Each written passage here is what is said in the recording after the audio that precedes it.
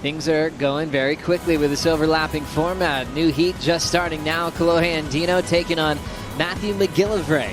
Kolohe and Maddie, kind of both of your hometown. And then in the non-priority heat, Matthew McGillivray. Yeah, Maddie getting that rail work done. Fun to see him do a couple airs in his opening round heat. There he goes for one on the inside. Does that clean reverse. So great wave from Matty McGillivray. Kind of that went to the wayside when he found this new passion for surfing. More waves here, setting this one up with some speed.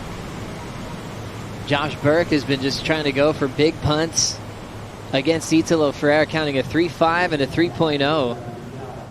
A lot of surfing to be done, and Callum just referenced that lower tide that's going to go to a negative tide and then come up about 7.5 feet in the afternoon.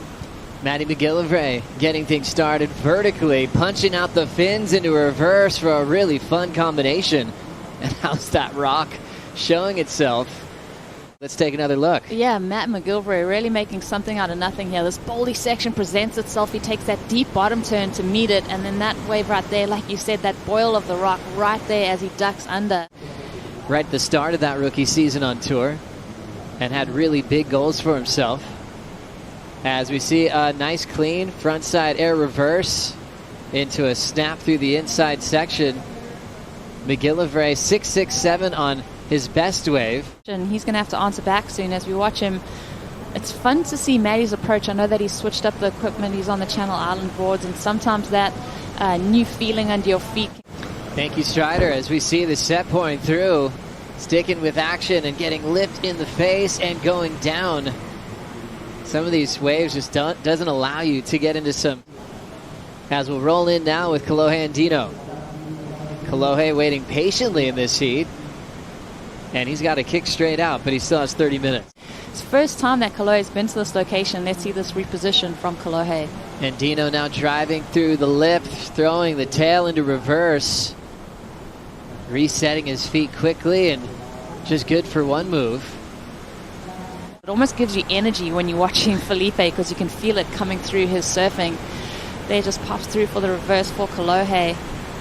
That wave not giving him anything more to work with. The people on tour that is taking people under his wing. Got Griffin on tour with him now from San Clemente, so it's really cool to see that evolution. Kolohe Andino, big tail high reverse. Can land those in his sleep. He's just trying to land a few of those and hope that he can combo it up with something solid. This is a better look at this wave, but straight into this opening maneuver there. Gets the foam section, throws the air reverse. So having that ability to make something out of nothing, that's a great example of it there from Kolohe. This really wasn't the best choice in wave, but his maneuvers were just really crisp, especially that last one. McGillivray in the non-priority heat with Kolohe lays down a beautiful frontside hook. Fades into the section to belt the lip again. And the South African still feeling his rhythm from the start of this matchup. Bonus section he's created for himself way down the line at Punta Roca. And jams a finish. Solid effort from Matty McGillivray. Looking to improve on a 5.33. And just seeing the non-stop action. This is how McGillivray started things off. Big frontside hook. Yeah, that frontside hook to me was one of my favorites in the heat so far. Like I said, just his positioning on this wave reads it like braille. It does get a little flat and tricky through this inside section. For me, the best maneuver on this wave was that first opening. Just laying that hand back into the wall of the wave. Really opening up the shoulders. This move right here. Just so fluid through that rail, holding that rail line for a long time. Has to kind of dodge around a couple people there. Second turn also strong for me. A lot of downtime over here with all that foam on the face. A little rebate on the inside. This wave just kept on giving. Beautiful finish too. I mean, finishing clean on his feet. You see the rocks right there. Josh Burke left chasing an 8.10 against the 2019 world champ. Few seconds on the clock. And this will be Andino with an alley-oop attempt. And you just saw how much support he had from a very young age to represent himself, Costa Rica, Latin America.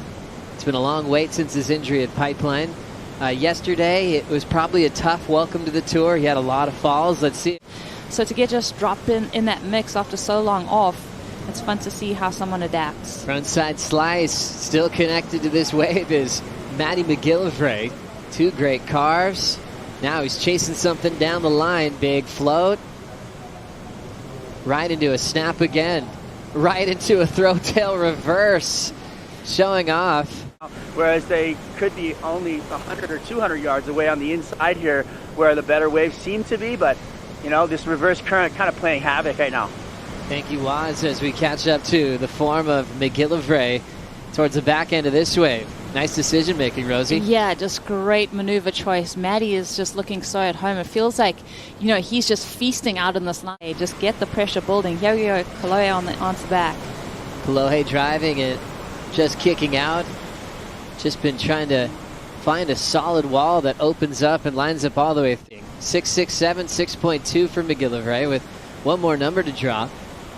And Andino has a chunky section to pull into. Nice hollow pit for the Californian. But he'll end up stumbling on the wrap. Down the point compared to where those guys are sitting. Carlos and Griffin are probably, I don't know, 300, 400 yards away from. Kind of just goes to the beat of his own drum, doesn't he? Yeah, he does. I love watching Italo surf. I love catching up with him on the off days of the contest too. He's so gracious with his time. Wrap to punt for McGillivray. A meaty frontside air attempt with a hard landing in the flats.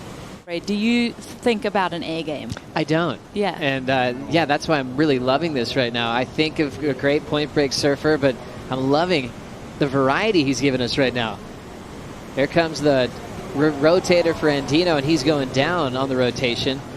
And I think to stick to your point there, further down the line, his mentor, Kolohe Andino, just up and out.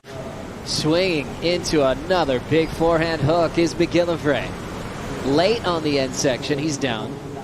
Man, that wave of Griffins was just such a standout moment for me as we see Kolohe. Big alley-oop. Kolohe comes down with that one. Searching so hard for a big section, finally gets it to put himself in this heater. Back to the alley-oop. Yeah, beautiful loft there. He also covered a lot of ground. Y súper alegre. Muchas gracias. Wants to thank everybody from the local government, everybody from the World Surf League, and everybody putting on this event here at Surf City. Felicidades, Brian. Muchas gracias por tu tiempo. Locking in that 6 point, what did he get? 4.7, yeah. So he's back in the mix now, only requiring 6.41. Great result. Had a big heat where he got past world number 5, Ethan Ewing. And he's got even more confidence heading into Punta Roca. And you can see it in every maneuver. Snap to start and the fade for the South African. Nice bowling section. Attacks it perfectly with some spray. There's the throw tail reverse. He's had a similar approach on a lot of these waves, starting off with carves, into a snap, into the throw tail.